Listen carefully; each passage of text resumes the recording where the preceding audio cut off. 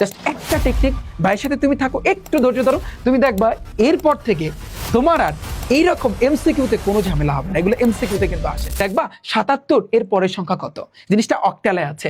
আবার 17 এর পরের সংখ্যা কত, আবার এত এর সাথে এত যোগ করলে কত হয়। আবার দেখো 369C দ্বারাটির পরের পদ কত।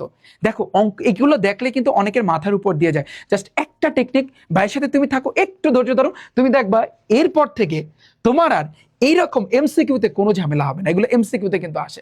আমি জানি তুমি ক্যালকুলেটরের মাধ্যমে করতে পারবা, ঠিক আছে আমি মানি, তুমি একটু হাতে শিখো, দেখো কতটা শর্টকাটে কিন্তু এগুলো শেখা যায়।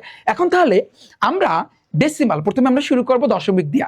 দশমিকের আমরা কিন্তু জানি যে 0 থেকে ভাইয়া 9 পর্যন্ত এই টোটাল কয়টা ভাইয়া 10টা ডিজিট, তাই না? এই জন্য কিন্তু বেস কত 10। আমি তোমাকে বললাম যে কোনো একটা সংখ্যা দিয়ে তোমাকে বললাম যে 787-র সাথে 89 তুমি যোগ করো। আমি তোমাকে বললাম জিনিসটা কিন্তু মানে দশমিকে তুমি যোগ করো। তাহলে তুমি কিভাবে যোগ করবা? এই ভাইয়া শোনো, তোমার কিন্তু যোগ এখানে দশমিক বলো, বাইনারি বলো, অক্টাল বলো, হেক্সাডেসিমাল বলো, তোমার যোগ কিন্তু এখনই শেষ হয়ে যাবে। দেখো 9 আর 7 কত বলো তো? 9 7 কত? 9 আর 7 একটু ভাইয়া তোমরা হিসাব করো, দেখবা 16। তাহলে আমরা কিন্তু জানি 16 নামবে কত এখানে? 16 নামবে কত? 6, তাই না? এখন এই যে এখানে কি আমি 6 লিখতে পারবো?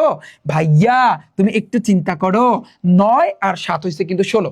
এখন তোমার এটা চিন্তা করতে হবে, এই 16 কি ডেসিমেলে 0 থেকে 9 এর ভিতরে পড়ছে? এটা মাথায় রাখতে হবে।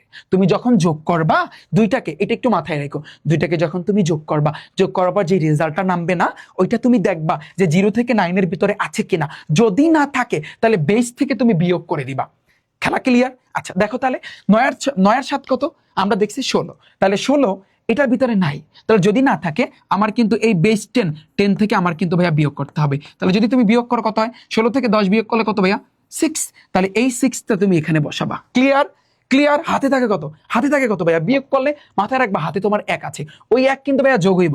আচ্ছা এই একটা কিন্তু এখানে যোগ হইবে। 8 আর 1 কত? 9। তুমি দেখো 8 আর 1 কত? 9। তাহলে 9 আর 8 কত? 9 আর 8 কত ভাইয়া বলো তো? 17।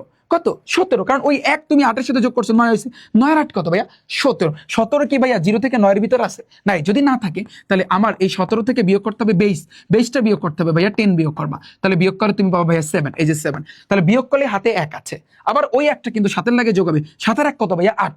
7 আর 1 কত? 8। তাহলে দেখতে হবে যোগ করাবার তোমার মানে পুরো নজরটা এখানে রাখবা যে এই 7 আর 1 8 আছে কিনা। যদি না থাকে তাহলে বিয়োগ, থাকলে আলহামদুলিল্লাহ।